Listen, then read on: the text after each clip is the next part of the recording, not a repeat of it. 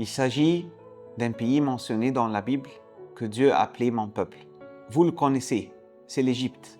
Mais pourquoi l'Égypte a-t-elle reçu cette bénédiction unique? Bienvenue dans cet épisode consacré, très spécialisé de la Sainte Famille dans la terre d'Égypte. Tout a commencé par un voyage inattendu, le voyage d'un petit enfant, sa mère et Saint Joseph, fuyant le danger pour trouver un refuge dans la terre d'Égypte. Un voyage rempli de bénédictions, de protection et de miracles. Ce voyage a marqué l'histoire de l'Égypte pour toujours. Chaque année, l'Église copte célèbre la visite de la Sainte Famille le 1er juin.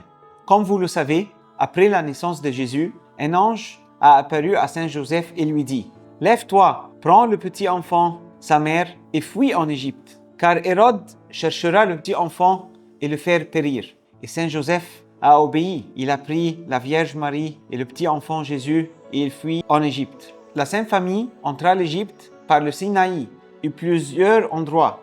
Et elle a laissé derrière elle plusieurs de miracles et des lieux qu'on visite jusqu'à aujourd'hui. Parmi les lieux les très connus, le Wadi Natroun, Zaytoun, Matareya, El Azbawiya et enfin Assiout. Dans le Wadi Natroun était l'endroit où Jésus a fait apparaître une source douce d'eau pour faire étancher leur soif. Zaytoun, c'est l'endroit très connu des visites de la Vierge Marie. À Matareya, l'endroit où l'arbre a été incliné devant l'enfant Jésus.